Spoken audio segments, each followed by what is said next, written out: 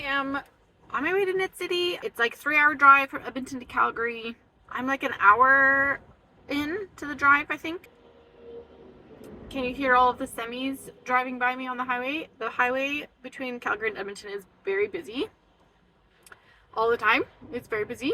It's like 16 degrees outside, raining, which I was fully expecting it to be like 30 degrees in the middle of August. I was chilly while I was driving, and so I pulled over so I could put on my sweater. Ready? Ta-da! It's good. It's a good day for a DK weight sweater, I think. So I was gonna listen to Lord of the Rings on my drive. I got the audiobooks, but I've just been listening to music, and now I think it's time for Chaperone. So I'm gonna bop along in the car to some Chaperone. It's gonna be great.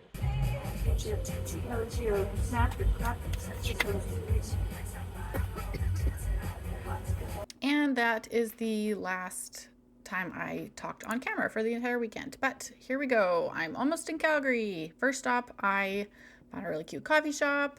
I definitely got lost trying to find the venue. I needed some food.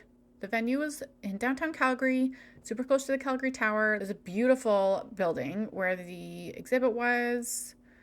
Okay, here we go. First class was Rosamina Knitting with Alex Bird. And I loved this. It was so interesting. She had a whole bunch of samples showing this technique.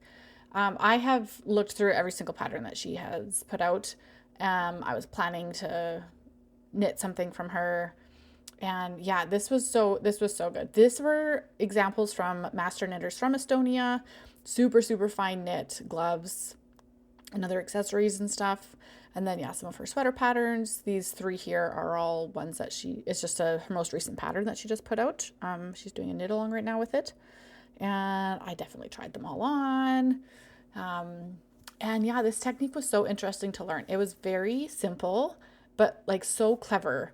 And this is showing the inside and the outside of the sleeve of the one cardigan. And yeah, just another close-up of like this very, very fine knit. I think she said it was like maybe like 1.5 millimeter needles that these were knit on. This was one of my favorites. I actually just bought one of the yarns for this so that I could make this shawl. It was so soft. It was reversible, which was super cool. Very, very beautiful. So yes, I definitely had to try everything on. And it was really fun to get to like see her samples like in person.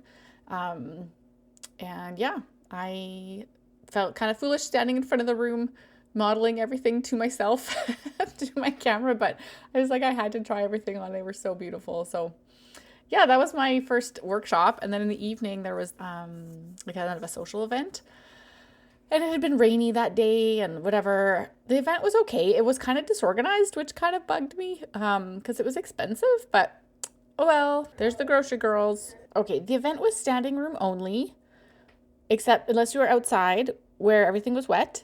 And so that was it was just a bit weird to me. We were a whole bunch of knitters. We want to sit and knit. They had some like cool things going on inside. It just was a bit disorganized. I think the change of weather didn't help. It's fine. They had tons of door prizes, which was cool. But anyways, that was the evening, Friday night. Now here we are at the marketplace on Saturday morning. Ancient Arts had sponsored this knitting lounge area, and they had cool things on every table. Every table was different. They had examples of their different yarns that you could like test out, showing different examples of things. Sometimes they had how they were developing a new base, things that they made changes to when they were developing it. They had really cool stuff on every table. Yeah, it was cool. I sat at a different table every time I sat down. This was off to the side. They had a bunch of these different examples of types of fiber. I tried to kind of actually take some videos of the different booths. This was mud buttons, and they were beautiful. I wish I had something in mind to buy because they were very nice. This was cool. There was a like black light booth set up at Ginger Snap showing off this like neon like glow in the dark base that they had, although it made me dizzy being in there.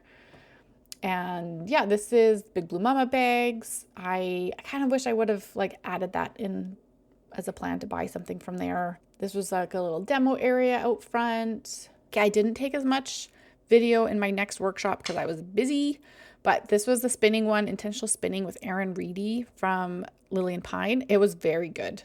Really enjoyed the class. It felt also very inspiring. Lots of different fibers to try out. I'm looking forward to diving back into that. And this was my ranunculus outfit with my matching bow.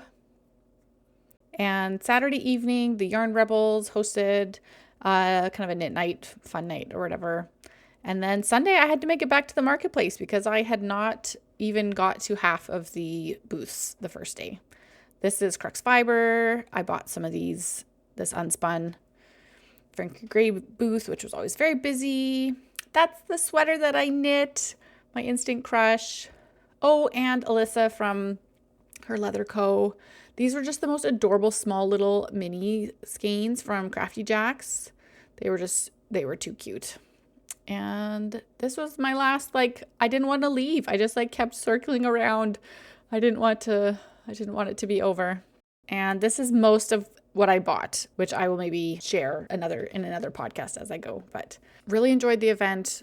Some new vendors that I hadn't seen before.